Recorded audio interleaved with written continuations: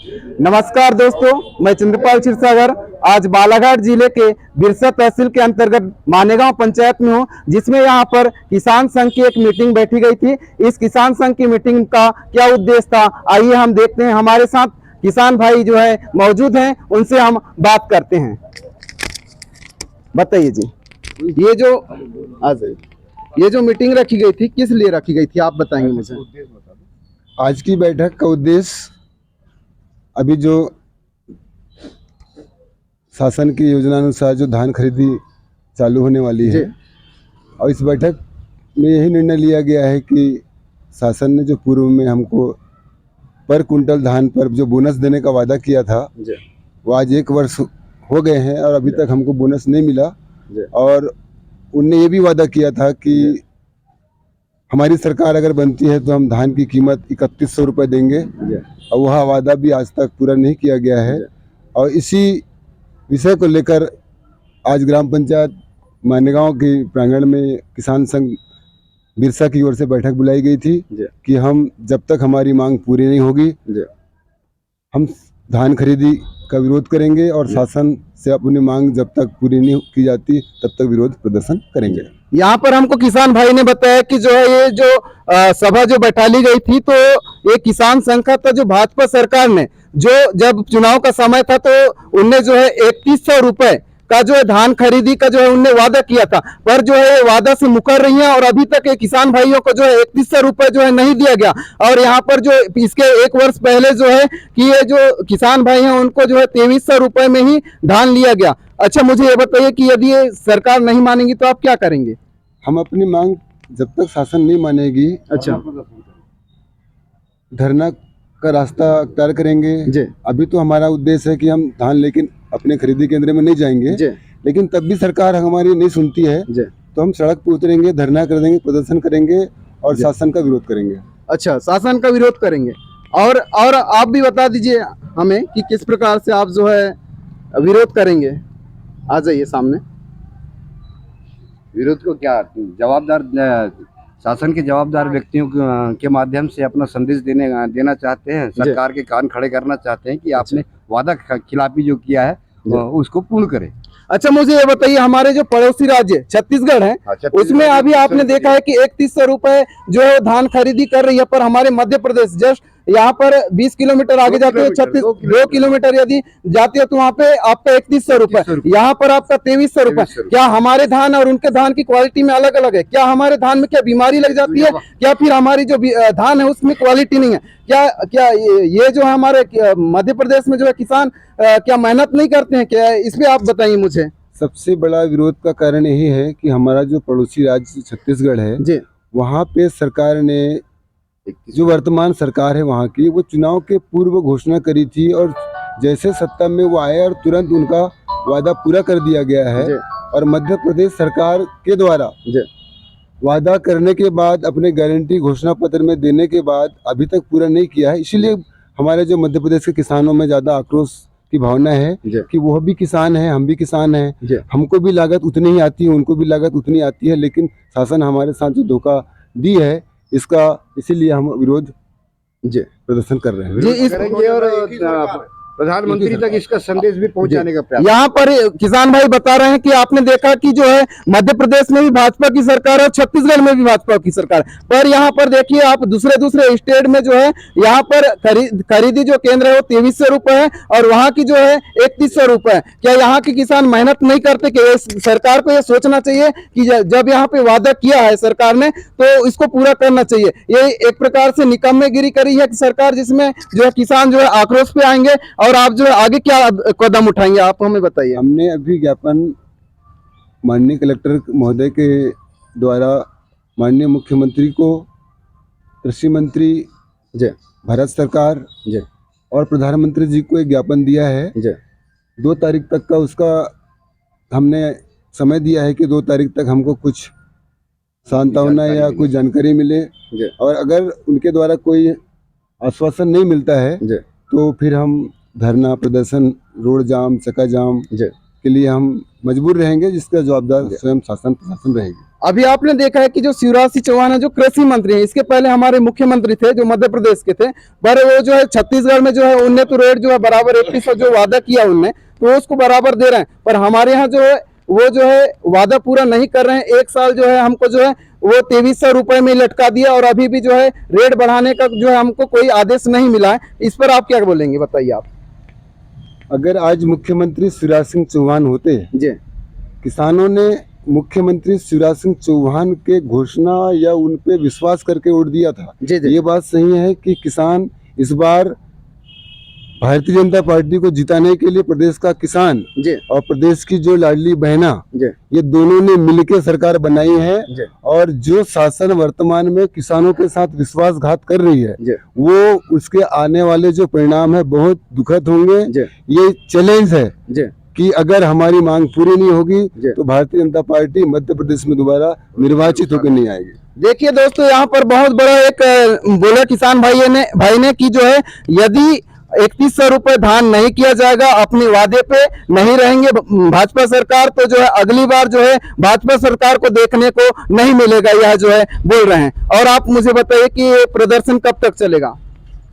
हमारी मांगे जब तक सरकार नहीं मानेगी हम अपना विरोध प्रदर्शन जारी रखेंगे। उसके लिए ये कोई सीमा नहीं है, जी हम अपनी लड़ाई लड़ते रहेंगे। अच्छा, मुझे ये बताइए कि इसका शेड्यूल कैसे प्रकार से बना है, किस प्रकार से आप जो है सरकार को अपनी बात कैसे पहुंचाएंगे। अभी वर्तमान में जो आज की बैठक में हमने निर्णय लिया है जी कि प्रत्येक धान खरीदी केंद्र जी में हमारे किसान साथी जाएंगे जी और उस क्षेत्र के किसानों को समझाएंगे कि भैया हमारी मांग जब तक पूरी नहीं होगी जी हमें अपनी धान बेचने नहीं जानी है। जी और शासन अगर हमारा कहना नहीं मानती है तो हमको अपना जो कर्ज लिया है हमने शासन से, जी जब तक हमको बोनस 2023 का सरकार देती नहीं, हम कर्ज भी वापस नहीं करेंगे। जी और 3100 का धान जब तक नहीं लेगी जी तब तक हम अपना विरोध जारी है।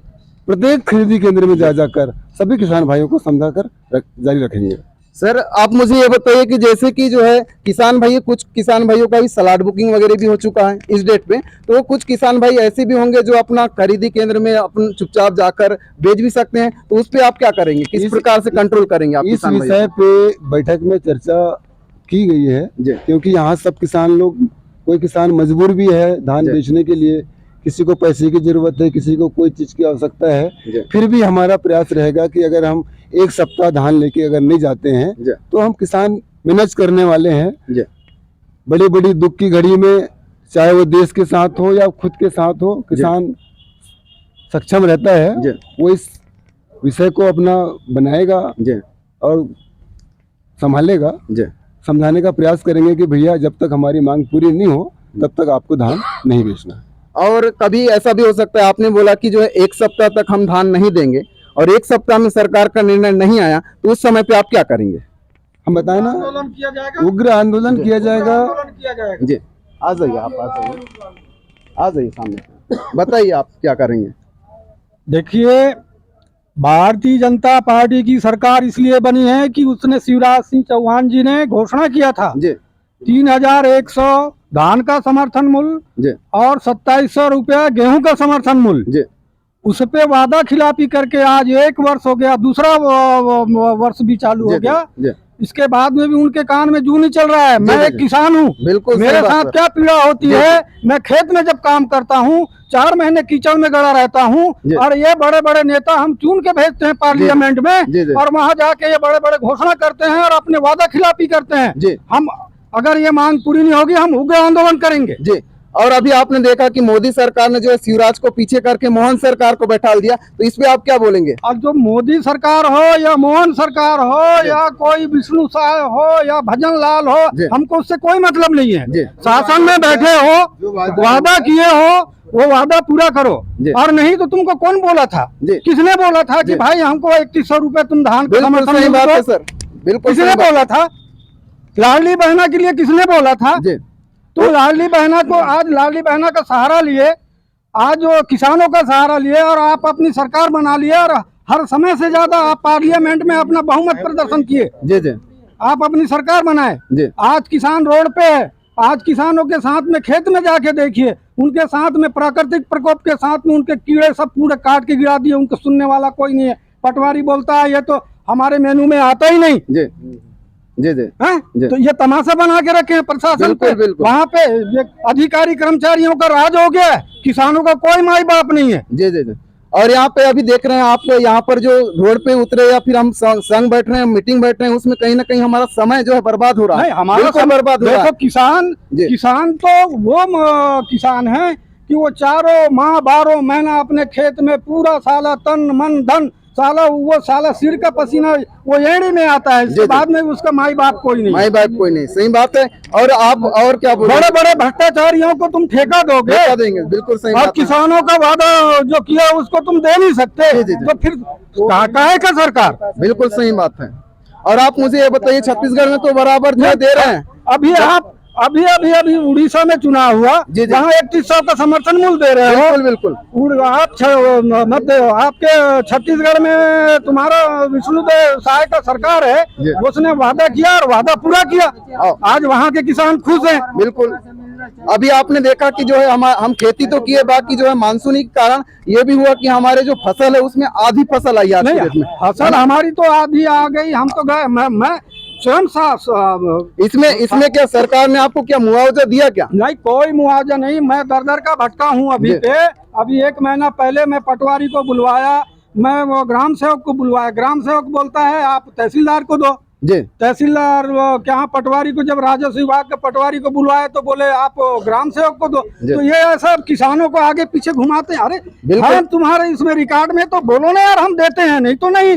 बिल्कुल बात सही खत्म बात कर है। आप देती है। जाते हैं, एक बार जाते हैं तो 3 दिन लगता है, उसके बाद भी वो काम हो नहीं पाता है। बिल्कुल नहीं, सही बात कोई है। काम नहीं, कोई कुछ काम नहीं, नहीं कुछ होता है। इधर से उधर बस झोली उधर से उठाओ, फिर इधर करो इधर करो, अरे वही चलता है और कुछ नहीं। काहे का भाई 5 साल का मैनिफेस्टो, बिल्कुल, बिल्कुल। काहे का मैनिफेस्टो 5 साल का, जब बात करते हो तो दो ना यार। बिल्कुल सही बात है। इस प्रकार से देखिए दोस्तों, जो है किसानों में आक्रोश आ रहा है। और बताइए आप जो है किस प्रकार से और आंदोलन को आगे बढ़ाएंगे? नहीं, हम तो देखो, हम तो 2 तारीख तक के वो जो समय दिया था, जी वो समय तो हमारा नजदीक आ चुका है। बिल्कुल सही बात आज है। तो 30 तारीख हो गई। 2 दिन के बाद स्लॉट बुक, कई किसानों ने स्लॉट बुक करा लिया। उनके साथ में भी मजबूरी है। जी। ऐसे मजबूरी है कि भैया वो धान बेचेगा, पैसा आएगा, शादी करेगा, कपड़ा लेगा, बैल जोड़ लेगा जी। और उधार लेगा। जब सोसाइटी का कर्ज है उसको भी तो देगा। बिल्कुल सही आज तो बात है। किसान अगर नहीं दिया, मेरे साथ तो जी। बहुत धोखाधड़ी हुआ है। जी। अभी मैं आपको बताता हूँ, यही सोसाइटी में, यही लेम्स में, जब मैं खाद निकाला, मैं ऋण लिया, मेरा कोई बीमा नहीं हुआ। अब मैं खेत में, मेरा जब पूरा कटुआ ने काट के बिछा दिया, तब मैं गया वहाँ पे। मैं कहा भैया मैंने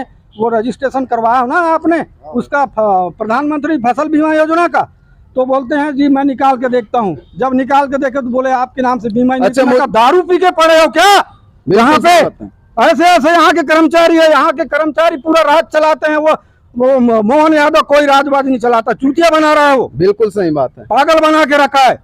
जी अभी आपने जो कटुआ काटा बोले, तो आपने क्या किसान का जो इंश्योरेंस होता है, बीमा है, वो करवाया था? नहीं, बिल्कुल। मैं बीमा नहीं, जब ऋण लेता है किसान ऑटोमेटिक वो बीमा हो जाता है। जी नहीं, एक अलग से भी बीमा होता है, वो करवाया था क्या? प्राइवेट बीमा मैं नहीं कराता। प्राइवेट क्योंकि बीमा नहीं शासन के करना। माध्यम से जो बीमा होता है, प्रधानमंत्री फसल बीमा योजना, वो ऑटोमेटिक होता है। जब किसान ऋण लेता है, पैसा लेता है, खाद लेता है, तभी हो जाता है। जी जी मैं अभी मैनेजर को भी फोन किया था, क्यों ऐसा हुआ? मैं कहा इसका मैं क्लेम करूंगा और पूरा मुआवजा आपको देना पड़ेगा। जी जी इन लोगों ने स्वीकारा भी है, सोसाइटी वालों ने। जी जी।